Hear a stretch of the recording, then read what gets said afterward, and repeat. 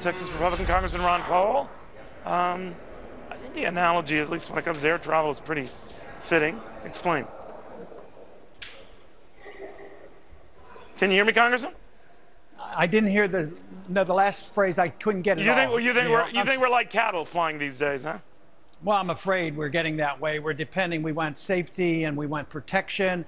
We don't want our liberties, and we expect government to take care of us from cradle to grave. I think it's a bad sign, and I think the greatest symbolism of this is what we put up with at the airports. And I think I didn't realize how many people were about as sick and tired of it as I am, because the response has been rather amazing. But no, governments aren't supposed to be designed to give us perfect safety. They're supposed to do their best in protecting our liberties. And I'm very annoyed. The legislation I've introduced to try to change this is to remove the immunity from government agents from doing things that you and I aren't allowed to do. The average citizen, if they did in public what the TSA agents do, would be arrested, probably put in prison for molestation and battery. So a society is in deep danger if there are two sets of codes, one for the government and one for the people. And there's nothing more symbolic of the deterioration of the respect for liberty than you find at the TSA.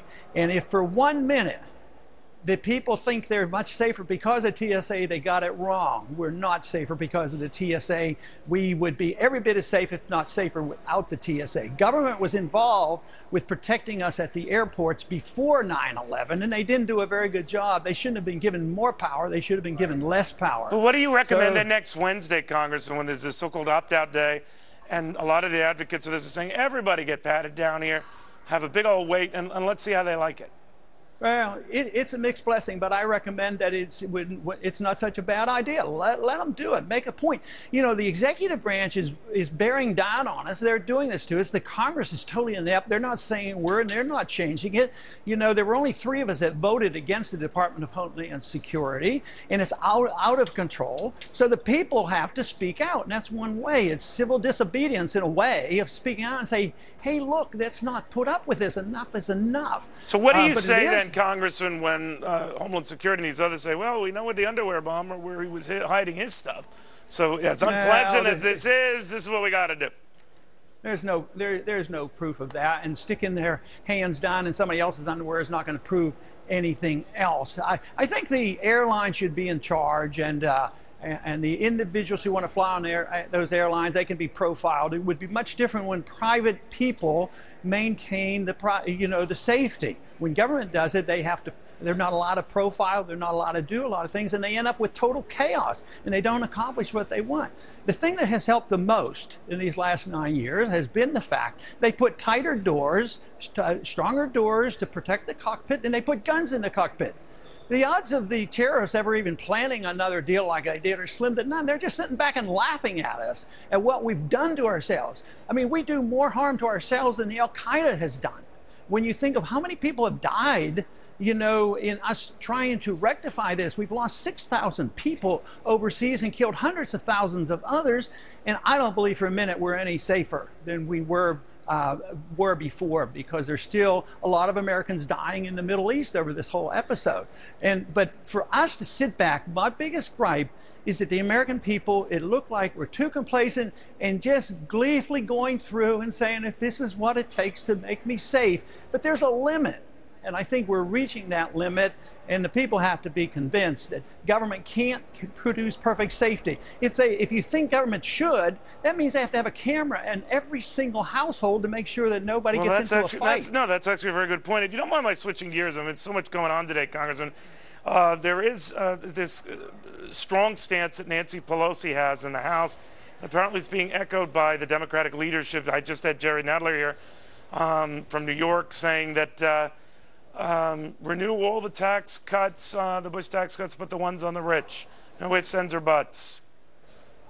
Well, you know, I believe in equality and equal rights, so I don't believe in the income tax, so I'm not much for picking and choosing who should be taxed and who shouldn't be touched. But this would seem to imply that we're not going to get this resolved in a lame duck session, that's for sure.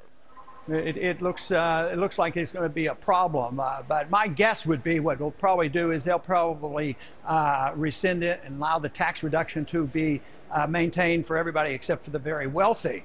and that would be far from being perfect, but it would be better than raising taxes on everybody. So when many in your party, sir, are saying it's either everybody or nobody, you say that's a risky strategy.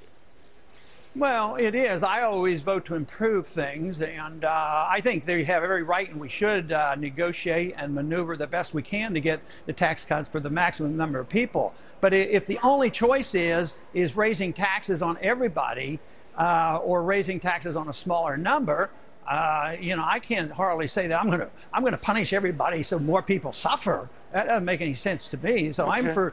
I'm for reducing taxes on as many people as possible.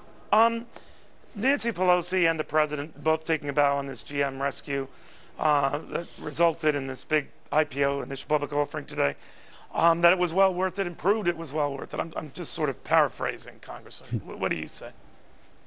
Well, it's not what you see, it's what you don't see that you have to pay attention to, and who has suffered. Did the American people suffer from the bailing out? I would say yes. Some people didn't get an equal share of that bailout. It also has improved the thing that ordinary bankruptcy might not have worked. That means that General Motors probably did have some valuable property.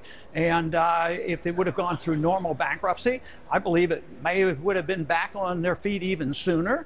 And there wouldn't have been a penalty placed on the taxpayer who had to suffer the consequence of the inflated currency and the manipulating of the interest rates, and some people getting the bailout and other people not. So when government gets involved in bailouts, they're not right. Bankruptcy laws are very important. It's a federal function. We should have followed it a long time ago, and all we have done is interfere with the bankruptcy laws. And of course, that's why we're prolonging our recession and working very hard to turn it into a depression. Congressman, good stuff all. Thank you. Good seeing you again. Thank you. Ron Paul.